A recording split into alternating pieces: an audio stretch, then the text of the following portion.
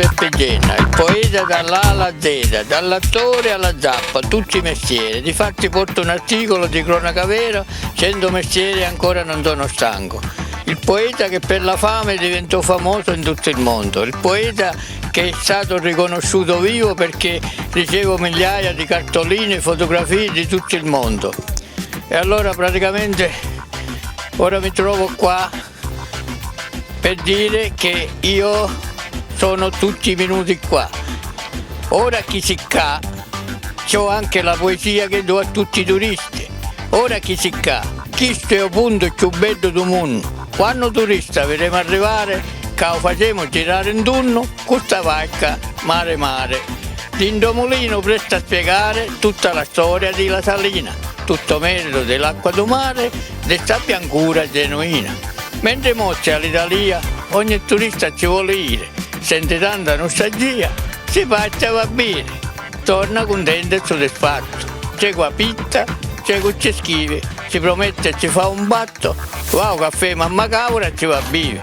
Qua chissà pigliava un cuore, con l'aiuto della sua pinna, Peppe Genna, poeta incisore, Ettore Investa, domunno, tu sei lantina.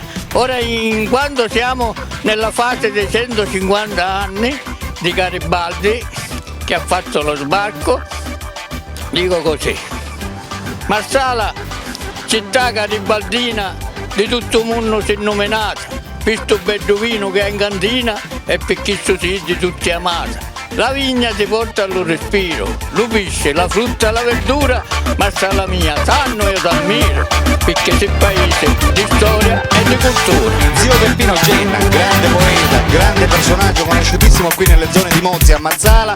Ecco qui, avete visto la sua esibizione, il suo Peppino, buonasera. Grazie a voi tutti che vi interessate per portare il mio nome avanti. Certo. Però io qua è una leggenda, è famosissimo, anche perché vedo che lei prepara qua degli oggetti che sono artigianali. A me mi chiamano il libro vivente perché se racconto la mia storia da 6 anni, tutti i mestieri che ho fatto, sono 100, forse di più. L'articolo dice 100 mestieri ancora non sono stanco, però forse sono di più. Quanti anni c'ha Zio Peppino? Io 70 anni. 70 anni, li porta benissimo, sembra che ne ha di meno. Sì, io sono stato affascinato la prima volta che l'ho vista dai suoi occhiali, che ha degli occhiali spettacolari, sono addirittura fosforescenti. Queste qua tutti, anche i ragazzini della scuola elementare passano, che bello occhiale, che bella abbronzatura, e difatti c'è una storia su questo occhiale. No, c'è una storia su questo occhiale. Ce lo dica signor Peppino, ci illumini. Nel 62, essendo che facendo il militare alla Cicchignola, una domenica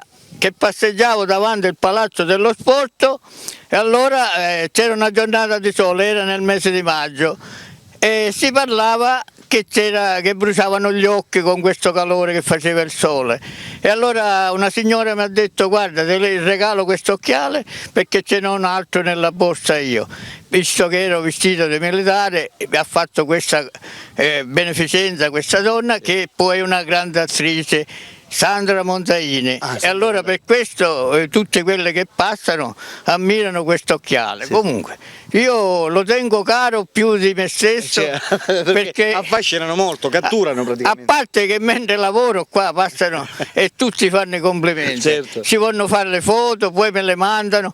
Io per esempio mi ricevo i CD, DVD che registro, tutta la stampa del mondo, sa i miei ricordi, chi fa i libri, chi fa le riviste motoristi, camperisti, tutti, chi passa di qua lascia un segno, russi, polacchi, diciamo, dicendo tutto il mondo, Australia, e questa è una soddisfazione. Io mi considero ormai un artista riconosciuto vivo, perché giornalmente arrivo a casa e trovo delle cartoline, delle foto, certo. delle telefonate, grazie dei consigli che mi ha dato quel giorno da Milano, da tutte le parti del mondo. A volte hanno pure la capacità, cioè la pazienza di telefonarmi anche dopo che arrivano a casa, perché io qua dei consigli, anche perché io ho fatto anche il consigliere tanti anni fa su Canale 2, ad esempio ci siamo stati pure, però il consigliere significa Consigliere, deve, consigliava praticamente. deve consigliare, e però deve essere Anche uno che deve stare alla parte della civiltà, del sociale, questo, io sono questo. Va bene, zio Peppino, io la ringrazio tantissimo per questa intervista. Alberto Oliver, amici telespettatori, vi ha fatto conoscere un personaggio curioso e conosciutissimo nelle zone di Mozia, Marsala, anche perché nella rubrica dei personaggi ci voleva. Sì, signore. Allora voglio io ringraziare a voi che mandate in onda questa mia intervista, però dico così, sogno l'uomo stagnone, a così mi definì Alessandro di Verona, vuole che resta scritto lume e nome, questi versi liberi a corona, sogno un poeta dialettale, chi davanti a Mozia ha recito poesia, mi definì tale e quale, e chi sta è tutta la vita mia. Grazie. Grazie a lei. Allora, un saluto da Alberto, un saluto dal zio Peppino e un saluto anche dai suoi famosi occhiali. Ciao ciao. Grazie. Oh yeah!